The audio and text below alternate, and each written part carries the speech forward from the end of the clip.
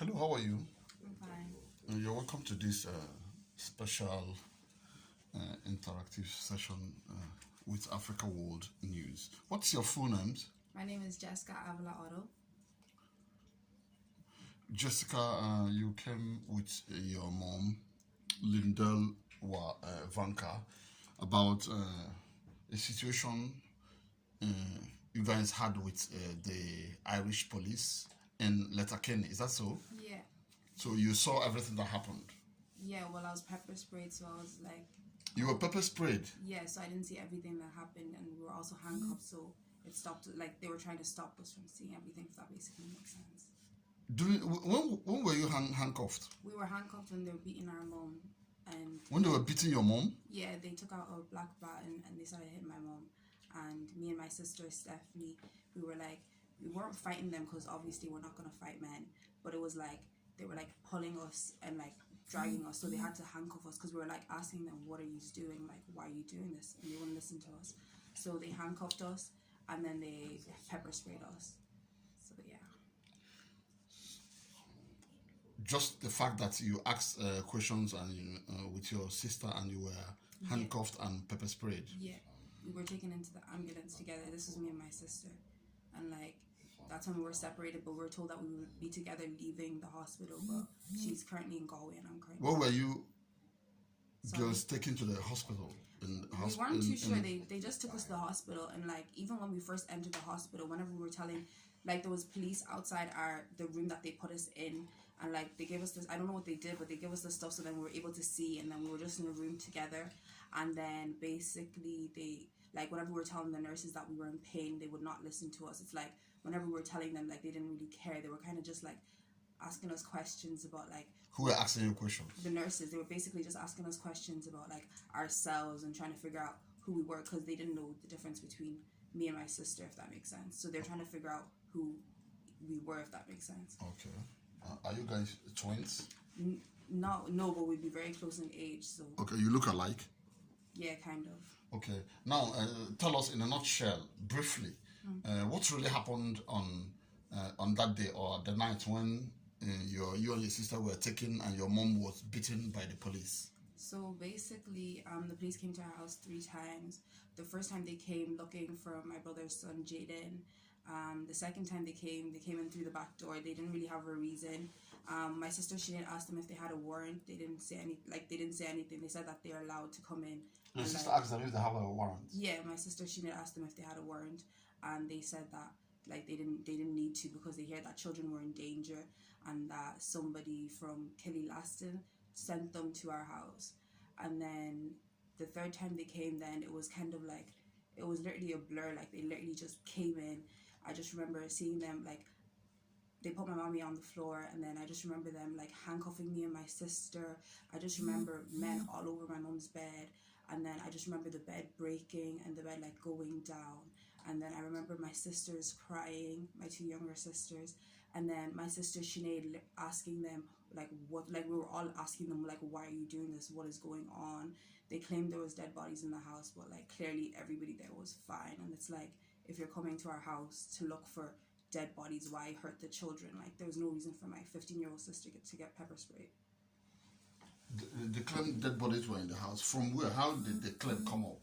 I'm not too sure. Like they literally just said that that they've been hearing that kids are in danger and that there's dead bodies, but like it was obviously lies because it's like not lie. Well, yeah, it was obviously lies because there was no dead bodies in the house.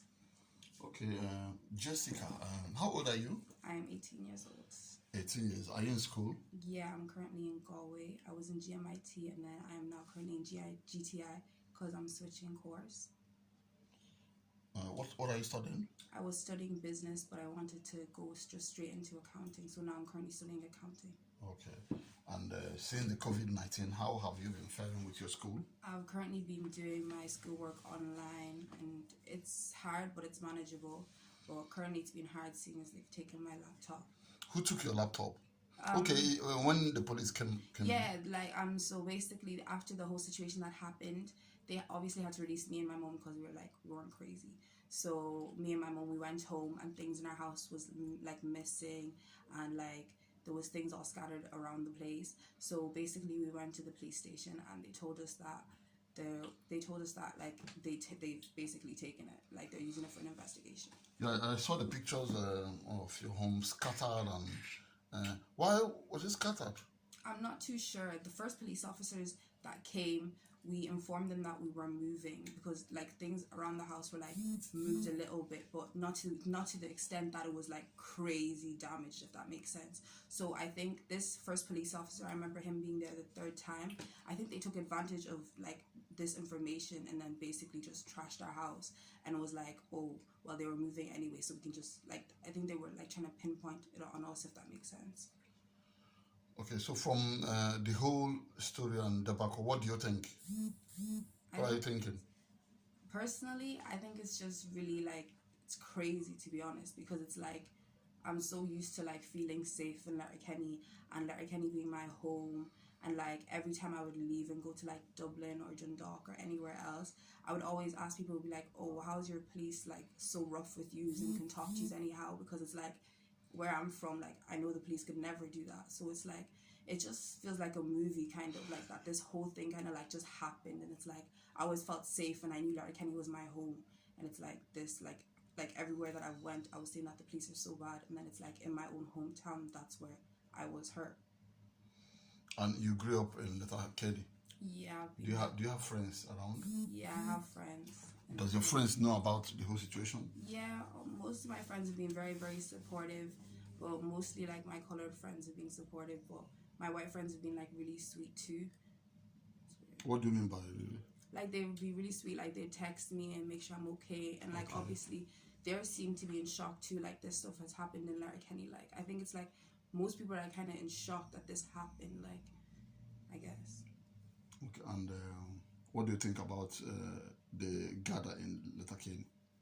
I used to think that they were very sweet. Like I used to think like if anything happened, like I would always say like I know that could never happen where I'm from, because the police in in Letterkenny, they could never do that, and like the police would always be there to protect us. And it's like if anything happened, like it's okay, like just call the police, like everything would be fine. But it's like now I'm kind of like scared, because it's like where am I safe if like even in my own hometown where I'm from I'm not safe, where I grew up in.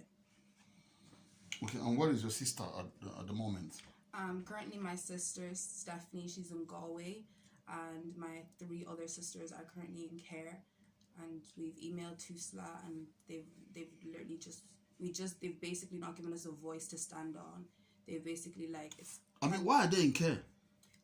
We're not too sure, to be honest. It's like even I've been there with them on so many occasions, and it's like with my mom, whenever mom went to the meetings, and it's been like they haven't taken like I was there, they've not taken my story. It's like they don't want to like put everything together, like they don't want the truth, they want to make their own story out of everything that has happened.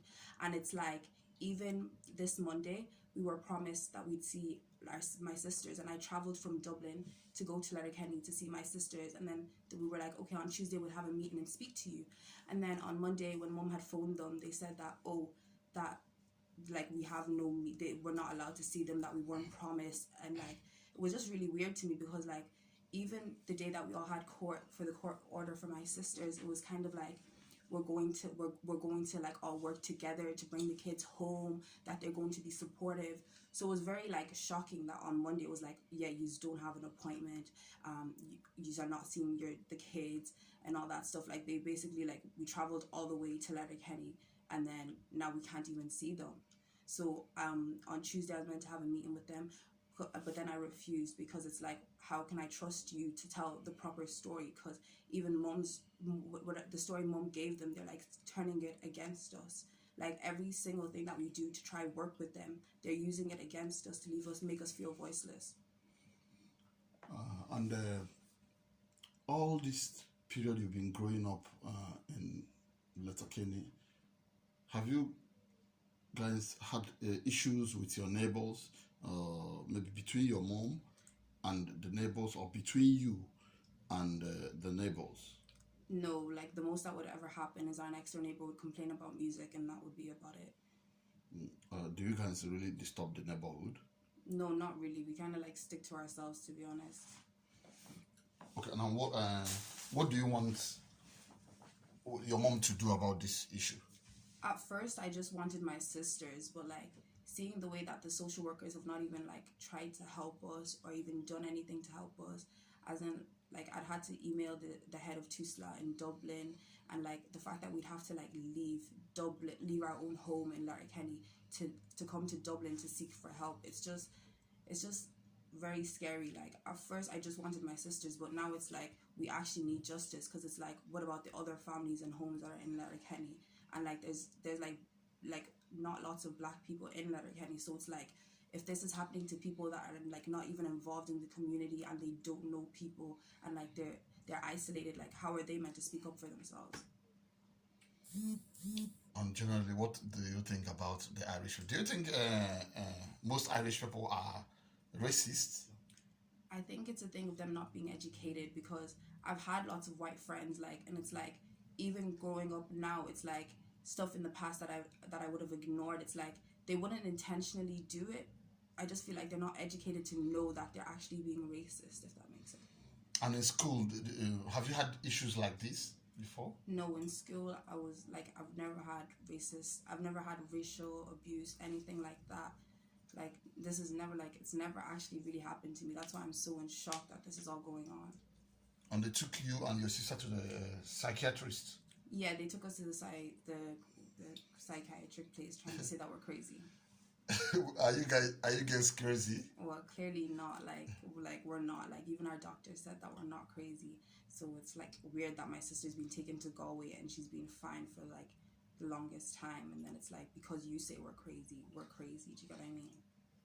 Okay, that's interesting. You say you are in school in GMI? GTI now. GTI, okay, sorry. And you're studying? Accounting. Accounting. And what else do you do? I kind of do makeup. I like cooking. I like shopping. Just, I like just living my life. Have you done anything for your local community? I used to work in Taste of India.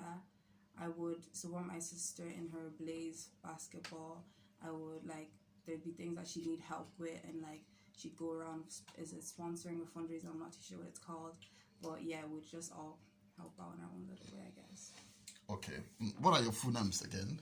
My what, sorry? Your names? My name, I'm Jessica Avila Otto, Stephanie Otto, Sinead Otto, Tessie Collins, and Avine Convo. Okay, it's a pleasure talking to you. Thank you. Thank you very much. Bye.